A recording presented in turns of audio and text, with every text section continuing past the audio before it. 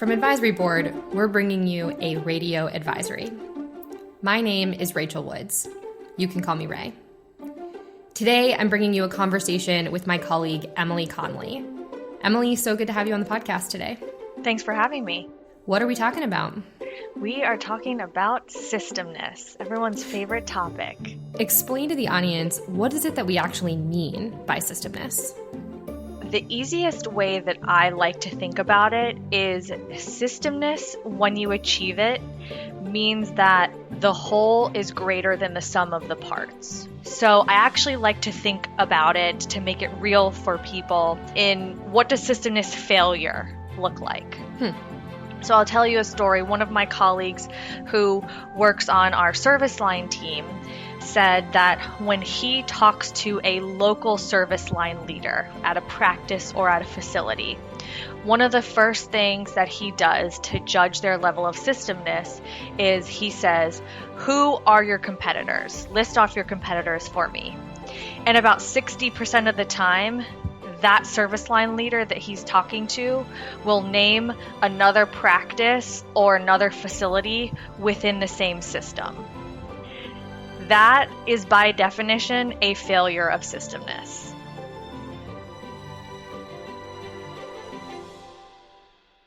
Why should organizations care about systemness? Why should it be on their strategic plan? So there's really so many reasons why health systems should focus on systemness. And when I explain this, I actually like to give kind of more concrete examples to help people understand. And there's two examples that I like to use. So from a business perspective, the idea of systemness just makes sense. If you can achieve economies of scale, that's always going to be beneficial from an operational perspective and from a financial perspective. And then getting even more specific to healthcare, from a clinical perspective, once you can do things like pool resources and knowledge, you can start to develop the most effective clinical pathways, for example. And then once you're able to do that, you should be able to spread that knowledge across the system and therefore improve quality and lower costs to a large number of patients. So you can be reaching a lot more people through the health system and thus improving clinical care and outcomes. So systemness matters for business purposes, but for clinical outcomes as well. Let's talk about the state of systemness prior to the pandemic. How were organizations actually performing? Systemness has been a popular topic for many years, especially in the last decade or so, as we've seen an uptick in M&A. But there really wasn't a ton of urgency around it. So in general, we saw some organizations making, to be honest, what we would probably characterize as incremental improvements. But overall, the industry really was not making the kind of big moves and frankly difficult decisions that really are required to truly transform. Okay.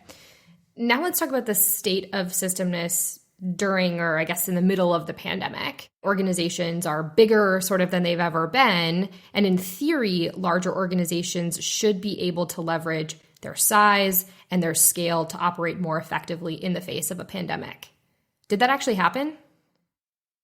It's too early to tell for sure, but so far it looks like the answer is yes, at least to some extent. So one of the clear examples we can point to is that some systems that have multiple hospitals, multiple facilities, have started designating one hospital as the COVID hospital, and then they direct almost all the volumes there. And you can see why that's beneficial to isolate patients and to protect the remaining patients. But this strategy isn't an option for a standalone hospital, certainly. It's also not really an option for multi-market systems unless they have multiple facilities within a reasonable geographic proximity of each other. So you can see how if you're a system, but you have one hospital in Philadelphia, one hospital in Baltimore, and one hospital in Washington, D.C., you wouldn't necessarily be able to achieve the same types of benefits in that example as a health system that has 3 hospitals in Philadelphia. If you are a large healthcare enterprise, what are some of the indicators that larger systems are leveraging this concept of systemness well during a pandemic? I think that there are three in particular that we are going to be analyzing pretty closely as we come out of this. The first would be your financial position and your assets, whether or not that actually helps you more than if you were a small or independent system.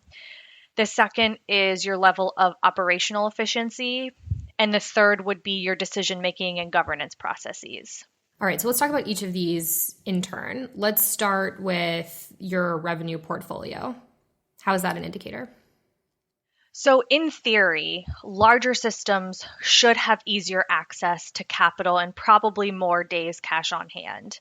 And that should make them more resilient to temporary dips in revenue like we're seeing now. What we've seen so far is a little bit more mixed. It's certainly true that very small organizations have been hit very hard. If you're a community hospital and you only have 15 or 20 days cash on hand, you're really not going to be able to avoid furloughs.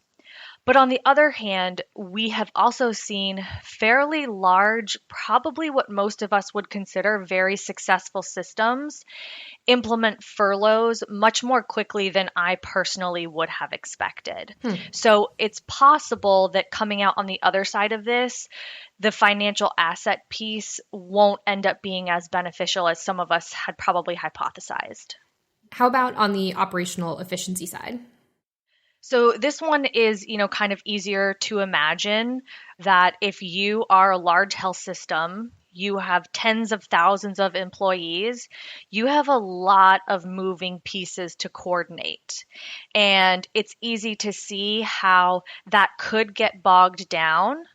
On the other hand, if you have set up your system the correct way to begin with and you are able to leverage Systemness, if those processes function very smoothly and quickly, then you might be able to function, for lack of a better analogy, as a well-oiled machine throughout all of this. Now, how about this last one? Because I think this is important. How are organizations handling decision-making as large health systems? One of the things that we have heard anecdotally from our members over the past week or two is that actually a kind of positive thing that has come out of being put in this situation is that it has forced them to do things and make decisions that they have either been postponing or that would have previously taken a very long time. And so when it comes to really important decisions, it's becoming clear that you can make those decisions quickly and you can do it at the system level. And so I think that they should hold on to that, and executives should be confident that action and fast action is important. And when we start talking about post-pandemic, we can get into these types of things that they may want to consider permanently moving forward. We'll be right back with more Radio Advisory after this short break. If you want us to cover a topic or have feedback on this podcast, you can email us at podcasts@advisory.com. That's podcasts with an S. And remember to rate and review.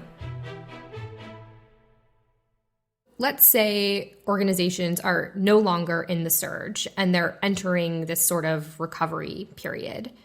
Do you expect to see a new groundswell of support around mergers and acquisitions? Or will some of the financial challenges actually make independent hospitals less likely to choose partnership with large institutions? Overall, yes, I expect there to be at least more interest in M&A, if not an actual uptick in M&A, but not because everyone thinks health systems save the world. As you mentioned, it really all comes down to finances, and there are going to be small systems, independent hospitals, and provider groups that don't come out the other side of this. And their only options are going to be to either close, seek acquisition with a larger system, or potentially pursue options like private equity. So, Emily, at some point, leaders are going to start going through their after-action report. What key questions do you recommend executives start evaluating as they're looking at how they actually performed as a system during the pandemic? First and foremost, they have to reflect on patient outcomes and employee safety. And that one's not unique to systems. All hospitals and organizations should do that, regardless of system affiliation. I think after that, I'd want to, as a system, evaluate things like volume distribution, patient flow, care transitions. I think care transitions is a big one because we all just assume that you go to the hospital and then you go home and you're fine, but that's not really the case. And then, as we mentioned earlier, I'd also take a hard look at decision-making processes. Where did our governance structure slow us down? Where were there areas of miscommunication? And then lastly, there are definitely some challenges that were foreseeable and fairly obvious, like PPE shortages. But I'm also particularly interested in the unanticipated challenges. So I'd really like to ask a health system CEO something like, if someone told you that this was going to happen, what's one thing you didn't think you would struggle with, but that you actually did struggle with? And I think that will be very telling to prepare for hopefully what won't come for a very long time, but potentially the next crisis situation. I'm curious, have you asked health system executives that question? What's their answer been? I have not had the opportunity to ask that question yet. I'm trying to give everyone a couple weeks to get their feet under them, but I absolutely will be asking it in the future. That's right. I think you're doing research on this in 2020. We are, yes. So second half of the year, definitely look for some new advisory board systemness insights and resources coming out. If organizations are doing that after action report, they're going through these key questions. I imagine that at the very least, it will push systemness towards the front of their strategic plan. If that's the case, where do you recommend executives look in the short term? A lot of things, but again, we have to do some prioritization. So in the short term, the two big ones I think are going to be about planning and then about telehealth. So I can take those in turn if you want me to. Leaders really need to be making decisions right now about which shuttered services to reopen, where, and in what order. And that is going to have a lot of implications for service line rationalization or service line optimization, as some people like to say. For way too long, many systems have been supporting multiple programs. Sometimes the programs compete with each other and they have subpar volumes. That's not going to be financially sustainable anymore. And so in the short term, I think the smart systems are going to use this time of rebuilding to make those difficult decisions and kind of rebuild the way that they've always needed to. And you also said that in the short term, folks should be looking at telehealth. Definitely. This is a really big one. And a lot is going to depend on reimbursement. So we've seen some pretty generous reimbursement policies come out in the short term. We don't know whether or not those will be rolled back. But regardless of whether or not they get rolled back, now that consumers and frankly also providers have been forced to use these virtual options, many of them are going to expect their continued availability. And so leaders are going to need to be making decisions now about where is it important to keep these services available regardless of reimbursement levels, and then also how to make sure that they truly are kind of seamlessly integrated into both the patient and the provider experience. And of course, if you're looking for more information about telehealth, you can see our previous episode with my colleague John League. We'll also put a couple of resources about telehealth in the show notes.